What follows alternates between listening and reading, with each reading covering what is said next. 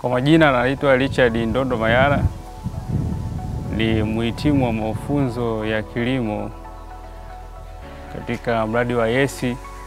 Uliweza kuniwezesha kupata ujuzi wa kilimo kitaalamu zaidi. Manake mwanzoni nilikuwa nalima kwa kienyeji.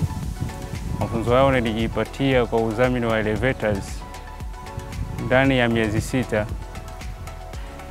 katika mwaka 2021.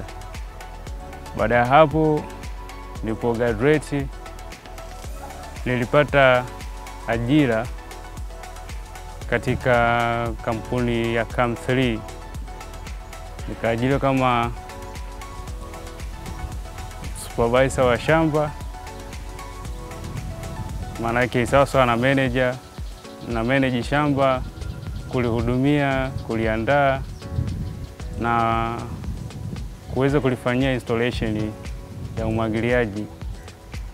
Vile pia tukazidi kuboresha katika CAM3, tukaongeza na umeme wa kujitegemea bila kutegemea kununua kama umeme wa sola. Hivyo umeweza kutusaidia katika kumwagilia mboga kwa sababu kwa jiji la Dodoma hapa jua ni kali sana. Kwa hiyo inakuwa inatusaidia wakati wa manunuzi ya umeme tunapunguza gharama kidogo.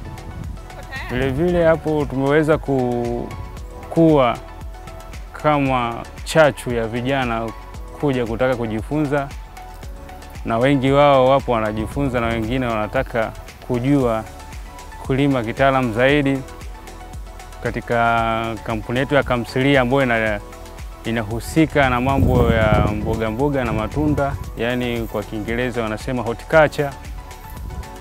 Kwa hiyo kama mtu ambaye anataka kufanya ujasiriamali wa kilimo cha mboga na matunda, hapa anapata ujasiriamali na anapata elimu na stadi za maisha. Kwa hiyo kampuni imejidhatiti sana kumkomboa kijana kama mimi nilivyokombolewa na Elevators.